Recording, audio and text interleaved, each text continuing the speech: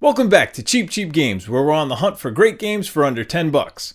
So let's take a look at Phantom 2040 for the Super Nintendo and Sega Genesis, an action platformer that's not often talked about, but is an exciting experience well worth the price of admission. Phantom 2040 was based on a cartoon show with the same name, neither of which I ever remember hearing about.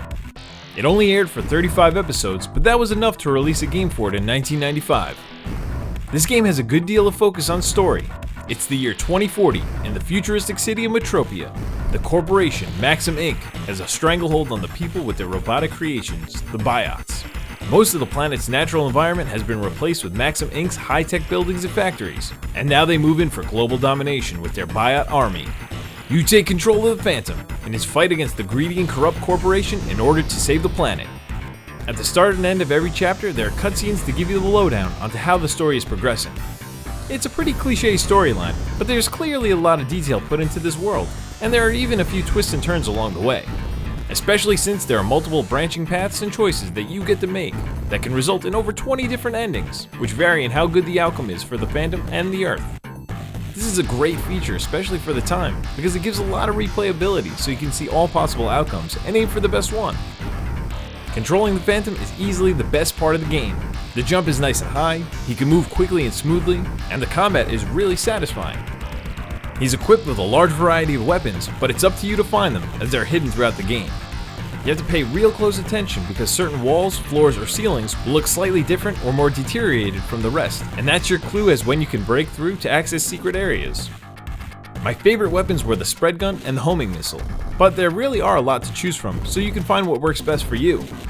His main ability though is the grappling gun, and that will allow you to climb and swing from walls and ceilings.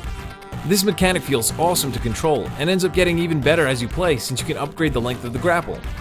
Not only can you grapple with it, but it can also be used to stun enemies for a few seconds.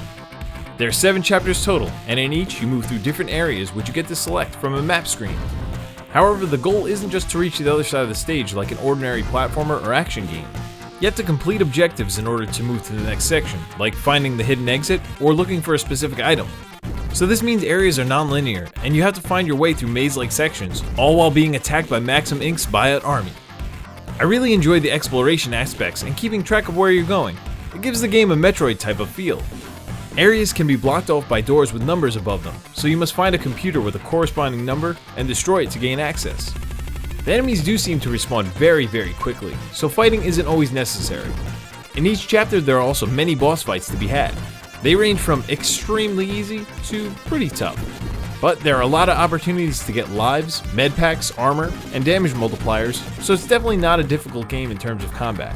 The highlight is the exploration portion of it, and some might find that tricky because it may be difficult to figure out where you need to go next. The graphics are not the best the Genesis has to offer, but far from the worst. I'd say the Super Nintendo version is superior in terms of graphics. The design of the enemies are pretty bland, and even most of the bosses are nothing to write home about.